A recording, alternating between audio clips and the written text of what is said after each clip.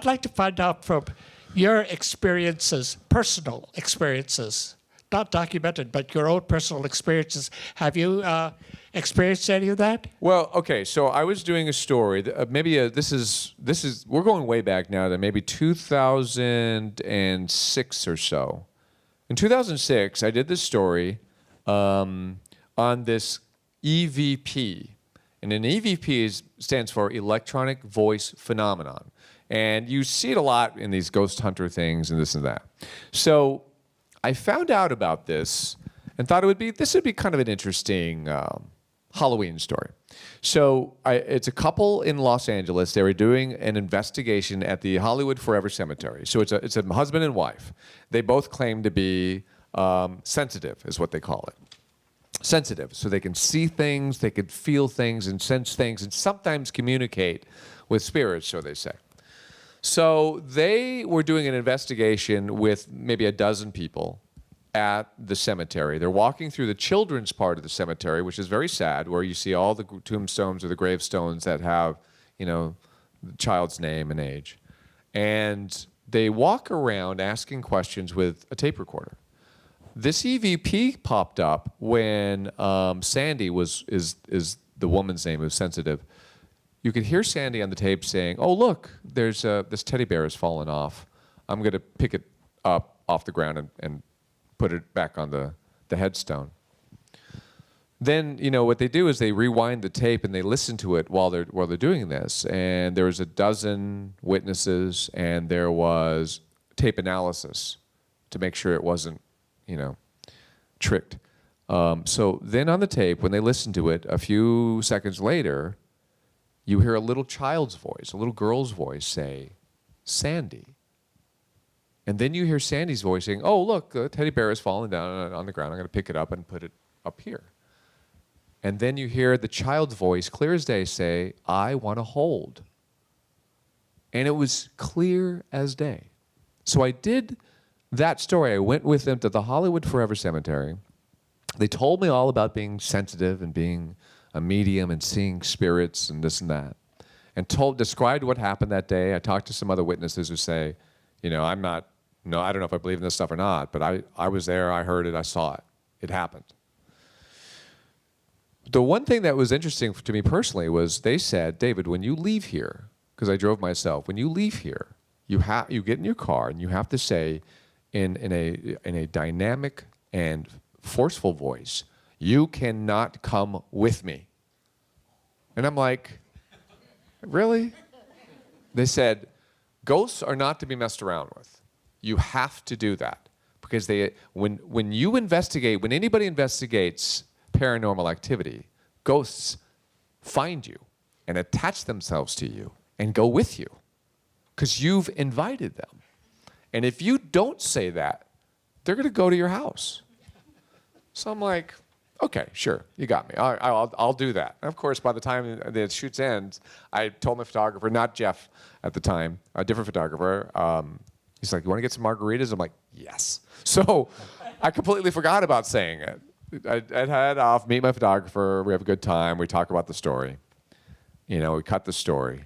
And then about 3 weeks later, 2 or 3 weeks later, this is back when I was single and all I had was a dog. I don't have a daughter. Bottle of bourbon and lots of tears at night. Yeah. So Personally. I'm going through this horrible bout of insomnia. And somebody who's sensitive will tell you that's an indication, because ghosts like to mess with your mind and they give you an energy that won't let you sleep. But anyway, I suffer from insomnia all the time, so whatever. I can't sleep. I finally fall asleep, and I'm woken up by the feel of somebody's hands around my throat. And so, I'm just being honest with you here. And I was dealing with a couple of stalker issues back then. And I literally thought maybe one of the stalkers had gotten into my house and was doing something weird. And sure enough, I turn on the light, I open my eyes, and there's this woman with dark hair next to me, and one of my stalkers looked similar. And I jumped out of bed, and I just was convinced it was her, and I went after her And she literally floated backwards to the door of the bedroom and disappeared. Just disappeared.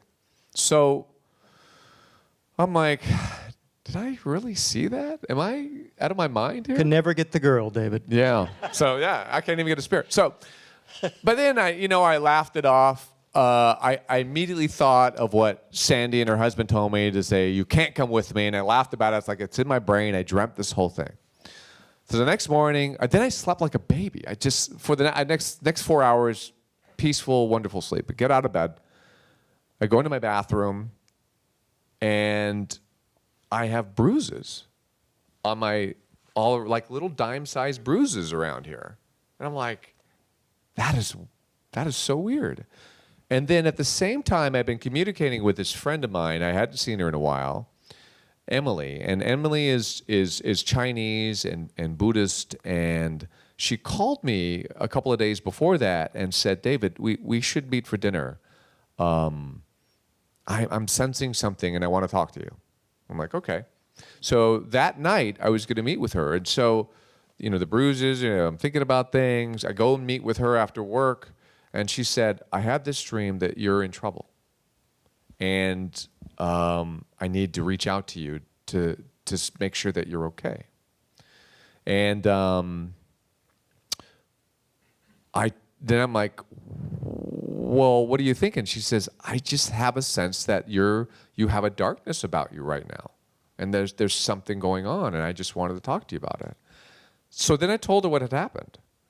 And she says, that's exactly what I thought might be happening, that maybe there's a dark force with you. And then she Xeroxed, she brought with her these tiny little Buddhist prayers in kanji. And she says, I shrunk these down and brought these for you. And I just had this sense that I wanted to tell you to keep them with you.